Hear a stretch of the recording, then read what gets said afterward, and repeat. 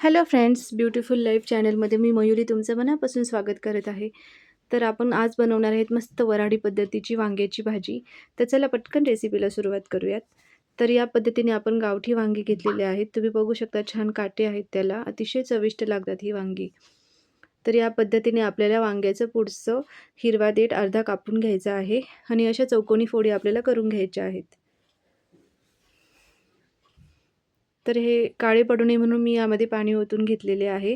तर दुसऱ्या साईडला मी कांदा बारीक चिरून घेतलेला आहे आणि थोडेसे 3 ते 4 चमचे आपल्याला शेंगदाण्याचं कूट घ्यायचं आहे. कढीपत्ता, बटाट्याच्या अशा चौकोनी फोडी केलेल्या आहेत आणि आले, लसूण आणि टोमॅटोची पेस्ट.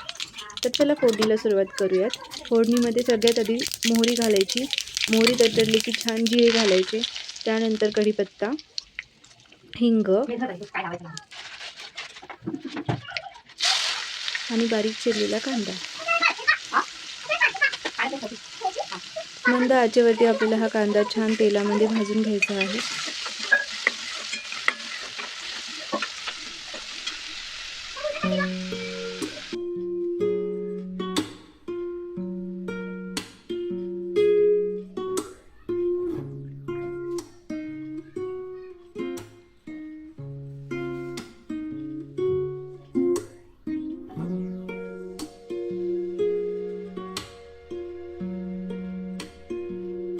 तर आपला कांदा छान परतलेला आहे. आता आपल्याला ह्यामध्ये टोमॅटो आणि आले लसूणची पेस्ट घालायची आहे.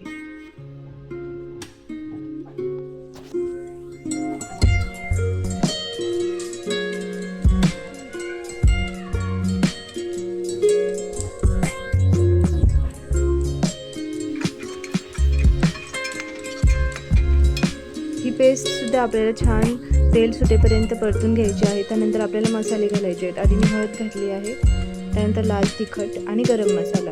तुम्ही धण्याची पावडरही घालू शकता, अजून छान चव येते भाजीला. आणि आपल्याला हा मसाला छान परतून घ्यायचा आहे. मसाला छान शिजण्यासाठी आपण त्यामध्ये थोडंसं पाणी ओतलेलं आहे.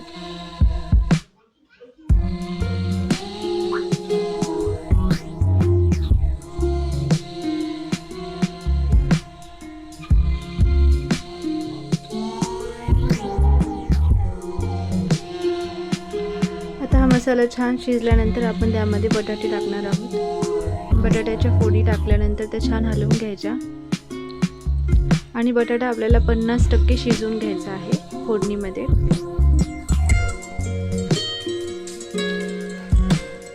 बघू शकता तुम्ही बटाटा आपला 50% शिजलेला आहे. त्यानंतर आता आपल्याला ह्याच्यामध्ये वांग्याच्या फोडी टाकायच्या आहेत.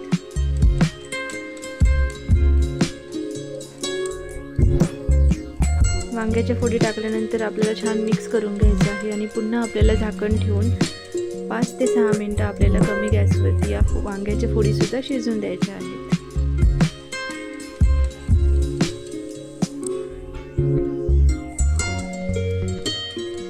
त्यानंतर आपल्याला ह्यामध्ये गरम पाणी ओतून घ्यायचे आहे.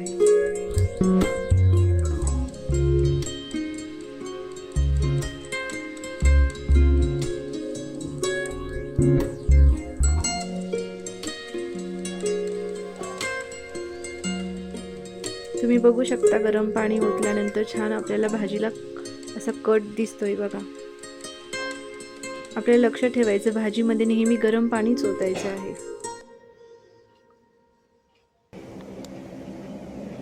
आपल्याला छान 10 ते 15 मिनिटं आपल्याला हे वांगे आणि बटाटे शिजवून घ्यायचे आहेत. त्यानंतर आपल्याला दाण्याचं कूट टाकायचं आहे.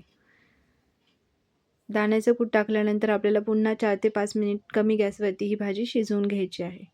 तोपर्यंत आपण दुसऱ्या साईडला पुऱ्यांची तयारी करू. पुऱ्यांसाठी आपल्याला पीठ हे जास्त पातळ नाही तर मीडियम घट्ट असे मळायचे आहे. मी छान पुऱ्या लाटलेल्या आहेत आणि आता आपण ते तळून घेऊयात. किती मस्त टम्म फुगलेल्या पुऱ्या आहेत, तुम्ही बघू शकता. तर दुसऱ्या साईडला आपली भाजीही तयार झालेली आहे. तुम्ही बघू शकता किती सुंदर कट आलेला आहे भाजीला आणि चवीलाही चविष्ट झालेली आहे. आणि आपली सिंपल थाळी तयार आहे. तुम्हाला जर रेसिपी आवडली असेल तर नक्की कमेंट करून सांगा आणि चॅनलला सबस्क्राईब करायला विसरू नका. Bye, take care.